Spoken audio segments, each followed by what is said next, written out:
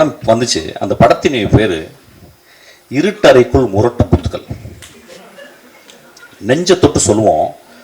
அந்த டைட்டில் முதல்ல வந்தவுடனே அந்த இருட்டறைக்குள்ள முகமது அலியும் டைசனும் பாக்ஸிங் போறான்னு நினைச்சோம். மனசத்தோடு சொல்லுங்க. ஒரு ஆபாசமான டைட்டில் இல்லையா? வித் டியூ ரெஸ்பெக்ட் அந்த டைரக்டரையும் அந்த ப்ரொடியூசரையும் பற்றி நான் பேசலை, ஒரு எக்ஸாம்பிள் சொல்கிறேன். அப்போ அந்த படத்தை பார்த்து அதுக்குள்ளே 2 பேரும் பாக்ஸிங் போட போகிறாங்கன்னு படம் போன பிறகு அதே மாதிரி பாக்ஸிங்காக படத்தில் இருந்துச்சு. இப்போ இந்த 10 வருடங்களில் வந்த மோசமான விரச காட்சிகளை கொண்ட படம் இல்லையா அது? அப்போ என் நண்பர்கள் அந்த படத்தை பற்றி யாராவது விமர்சிச்சாங்களா?